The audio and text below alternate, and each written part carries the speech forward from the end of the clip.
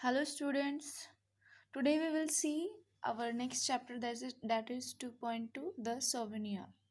So, what is the mean by the souvenir? Souvenir means a thing that is kept or bought as a reminder of something. म्हणजेच काय आपण मराठीमध्ये त्याला एक आठवण म्हणू शकतो. आपण कुठेतरी बाहेर सहलीला वगैरे गेल्यानंतर तिथून एखादी वस्तू घेऊन येतो आणि ती आपल्याजवळ आपण त्या सहलीला गेलो होतो किंवा त्या ठिकाणाला भेट देण्यासाठी गेलो होतो म्हणून ती आपल्याजवळ एक आठवण म्हणून राहते. That is called souvenir. So today we will see one of the one girl is there who visit on the moon, and she brought from there a souvenir, so that we will see what things or which things she bring from there. With the tip of her nose pressed to the window of the space shuttle, Sally sat gazing at the view outside for so long. तिचं नाक जे आहे ते space shuttle म्हणजे काय? A vehicle in which people travel into space and back again. म्हणजे आकाशामध्ये जाण्यासाठी जे व्हेकल असतं किंवा जे वाहन असतं त्याला स्पेस शटल म्हणतात. तर त्या स्पेस शटलचं जसं विमानाला खिडकी असते काचेची, तसं स्पेस शटललाही होती आणि ती त्या स्पेस शटलच्या त्या खिडकीतनं त्याच्या काचेला तिचं नाक पूर्ण प्रेस होत होतं, म्हणजे दाबल्या जात होतं. असं पूर्ण उत्सुकतेने ती बाहेर बघत होती. Sayali sat gazing at the view outside for so long. आणि गेझिंग मीन्स वॉट? एकटक पाहणे. तर सायली एकटक त्या आकाशामध्ये बघत होती, सगळं काही ऑब्झर्व करत होती ती फॉर सो लाँग. आणि केव्हापासून बघत होती ती? Still she didn't seem to be contented.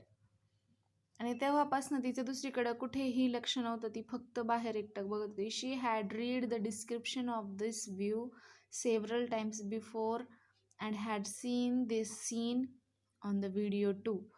तिथं जे काही इन्स्ट्रक्शन होत्या स्पेस शटलमध्ये बसल्यानंतरच्या, त्या सगळ्या तिच्या वाचूनही झालं होतं आणि त्याचा व्हिडिओ पण तिने बघून घेतले होते की कशा पद्धतीने आपण स्वतःची काळजी घ्यायची त्या ठिकाणी स्पेस शटलमध्ये गेल्यानंतर किंवा स्पेसमध्ये गेल्यानंतर. But this was different.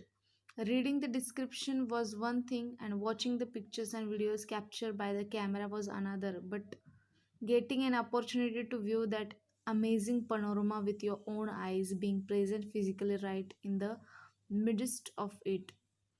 पण पुस्तकामध्ये बघणं किंवा डिस्क्रिप्शन वाचणं हे एक वेगळी गोष्ट आहे, आणि आकाशामध्ये जाऊन तिथं capture means what? Recorded video बघणं, आकाशातल्या ज्या काही गोष्टी आहेत त्याचा रेकॉर्डेड व्हिडिओ बघणं, किंवा what is mean by panorama means very wide view. आणि तो पनोरमा म्हणजे आकाशात एकदम अथांग असं आकाश बघणं तिथे आकाशामध्ये जाऊन. That is very different thing. म्हणजे ती एक वेगळीच गोष्ट आहे. व्हिडिओ बघणं वेगळी गोष्ट आहे आणि स्वतः आकाशामध्ये जाऊन आकाशाचं निरीक्षण करणं ती वेगळी गोष्ट आहे. आणि जेव्हा आपण ते पनोरमा बघतो तेव्हा आपल्याला असं वाटतं की खरंच आता आपण आकाशात आलोय म्हणून. Was Indeed and out of the world experience. आणि तो एक्सपिरियन्स असा असतो out of the world means what? Here the expression has dual meaning. It means not found on the earth and also extraordinary. Out of this world म्हणजे काय? की आपल्या जमिनीवरती असं दृश्य पाहायला कुठेही मिळणार नाही, हे फक्त आकाशात आल्यानंतरच बघायला मिळू शकतं. That is called out of this world. No matter how long she sat gazing. आणि त्या गोष्टीचं काही ताळमेळच नव्हतं की ती किती वेळापासून ती एकटक त्या गोष्टी बघत होती. Her awe and wonder did not seem to be a बेट. एव म्हणजे काय? तर तिची जी उत्सुकता होती किंवा तिला भीती वाटत होती किंवा कल्पना करत होती त्या सगळ्या गोष्टींची, ती गोष्ट समोर असताना ती बघताना जी फिलिंग्स आहेत that is called awe. And wonder did not seem to be a bait. Abate means become less. आणि त्यातलं जे काही वंडर होतं तिचं, म्हणजे तिला जे काही गोष्टी आश्चर्यकारक वाटत होत्या, ती ज्या गोष्टींबद्दल एवढा विचार करत होती त्या गोष्टी बघितल्यानंतर तिला त्यामधला रस कमी होत नव्हता तिचा, तिची उत्सुकता आणखीनच वाढत होती. The earth gradually appear to get smaller and smaller in the sky. आणि स्पेस शटल हे पुढे पुढे मूनकडे चाललेलं होतं, त्यामुळे अर्थ ही आणखी आकाशामध्ये पुढे पुढे गेल्याने अर्थ एकदम छोटी छोटी दिसायला लागली होती. The azure blue sky was not looking jet black. Azure means what? Bright blue.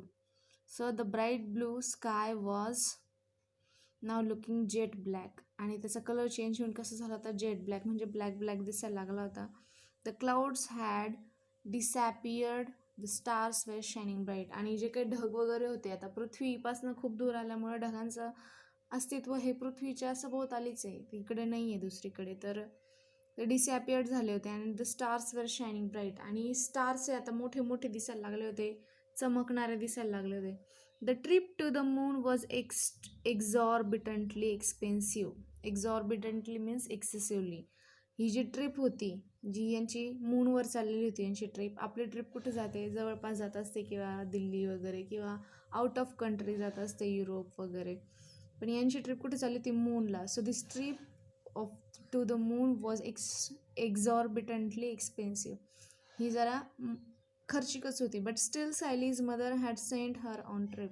पण तरीही सायलीच्या मम्मीने तिला या ट्रिपसाठी पाठवलं होतं. In our childhood we could not even think of such a long distance trips. आणि त्या सांगत होत्या का आम्ही आमच्या लहानपणी एवढी लांबच्या डिस्टन्सची ट्रिप आम्ही इमॅजिनसुद्धा करू शकत नव्हतो किंवा त्या गोष्टीचा विचारही करू शकत नव्हतो. The longest trip mean going to Europe. आणि सगळ्यात लांब जाण्याची ट्रिप म्हणजे कोणती, युरोपला जाण्याची. If you are getting this opportunity make the most of it, said mummy. आणि जर तुम्हाला ही अपॉर्च्युनिटी मिळत असेल तर तुम्ही ह्या संधीचं सोनं करायला हवं, असं तिची मम्मी बोलत होती तिला. त्यामुळं किती खर्चिक असं तरी तिच्या मम्मीने तिला पाठवलं होतं. Oh mummy, Neha's grandmother was saying that in their childhood the largest trip for school children use to be only up to Delhi और कोलकाता. मग ती सायली तिच्या मम्मीला सांगत होती की अगं मम्मी, नेहाची आजी सांगत होती की त्यांच्या लहानपणी, म्हणजे त्या जेव्हा लहान होते त्यांच्या आजी, तेव्हा त्यांच्या लहानपणी जेव्हा स्कूलची ट्रिप जायची तेव्हा ती कुठपर्यंत, एक तर दिल्लीला जायची नाही तर कोलकाताला, तिथपर्यंतच असायची. It seems so funny isn't it. ते बोलले की ही किती विनोदी आहे ना ही गोष्ट, की फक्त दिल्लीपर्यंत जायचं आणि ती सगळ्यात मोठी ट्रिप, सेड सायली लाफिंग. आणि ती हसत होती. Remembering the incident made her laugh even now. आणि तो इन्सिडेंट तिला स्पेस शटलमध्ये असताना तिला आठवला आणि तेव्हासुद्धा तिच्या गालात हसू आलं होतं, तिला हसायला येत होतं. Now the shuttle was getting closer and closer to the moon. आणि आता स्पेस शटल मूनच्या जवळजवळ जायला लागलं होतं. Then it started orbiting the moon. Orbit म्हणजे काय, तर चक्कर मारणे किंवा फेरी मारणे. Moving around another object, generally a star or a planet, that is called orbiting. आणि आता जवळ गेल्यानंतर स्पेस शटलनी चंद्राला फेऱ्या मारायला सुरुवात केली होती. In every 32 minute the shuttle completed 1 revolution round the moon. आणि 32 मिनिटामध्ये म्हणजे जवळजवळ अर्धा तासाने 2 मिनिटामध्ये ते स्पेस शटल होते चंद्राला पूर्ण एक परिक्रमा पूर्ण करत होतं. Light and darkness follow each other in quick succession. उजेड आणि अंधार हे जसे काही आपल्या सोबतच होते, कारण चमचमणारे तारे हे लाईट दाखवत होते, तर काळाकुट्टा अंधारही त्या ठिकाणी होता. The dome shape settlements on the moon which resemble the igloos of the Eskimos were now visible. Dome म्हणजे काय, तर घुमटाकार. तर घुमटाकार आकाराचे जे सेटलमेंट्स आहे, म्हणजे तिथे जे काही शॉप्स वगैरे किंवा काही आणखी दुसरे काही सेटलमेंट्स केलेले असेल घरासाठी, तर ते दिसायला लागले होते मूनवरती. Which resembles the igloo of the Eskimos were now visible. आणि ते कसे वाटत होते, इग्लू, एस्किमो लोकांचे जे इग्लू घरं असतात त्याचे बर्फाचे आपल्याकडे असतात, बर्फाळ प्रदेशामध्ये एस्किमोज जे लोक असतात त्यांचे घरं ही इग्लू असतात, म्हणजे बर्फापासून घुमटाकार आकाराची गोल आणि त्यात जाण्यासाठी छोटीशी बोळ, अशा प्रकारची घरं असतात त्यांची. Were now visible. आणि ते दिसायला लागले होते आता. आफ्टर सम टाइम सायलीस shuttle made a slow major and safe landing on the moon. Major means what, study of form. थोड्याच वेळामध्ये त्यांचं जे काही स्पेस शटल होतं ते हळूहळू व्हायला लागलं होतं आणि लँडिंगसाठी तयारी करत होतं. The door of the shuttle was open and the children were escorted through and airtight tunnel to the settlement at the Neil Armstrong base. आणि जेव्हा उतरलं स्पेस शटल तेव्हा त्या सगळ्या मुलांना दरवाजा उघडल्यानंतर त्या मुलांना escorted means conduct to some place, म्हणजे सगळ्यांना गोळा करण्यात आलं त्या मुलांना गाईड करण्यासाठी.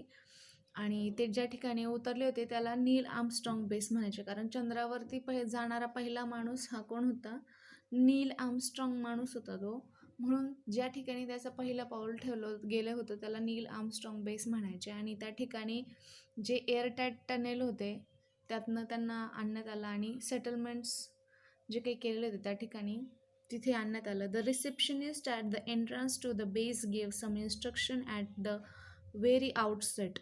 Receptionist means a person who greets and deals with visitors, म्हणजे एक प्रकारे गाईडच म्हणू शकतो आपण.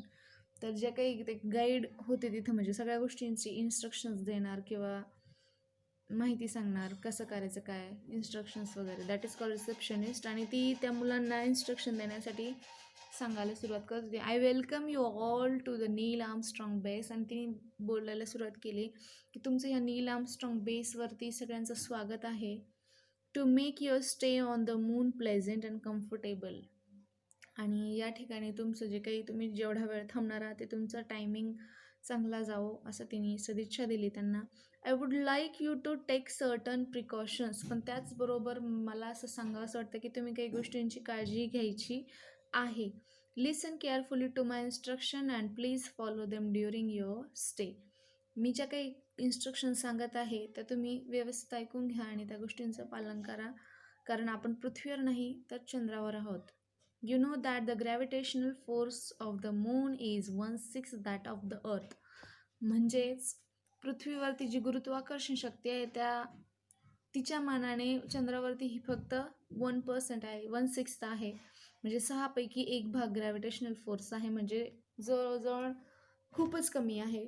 In the human settlements on the moon a gravitational force equivalent to the that of the earth has been artificially maintain. आणि जे काही settlements केलेले आहे डोम आकाराचे त्या सेटलमेंट्ससाठी त्या ठिकाणी ग्रॅव्हिटेशनल फोर्स हा मेंटेन केलेला आहे.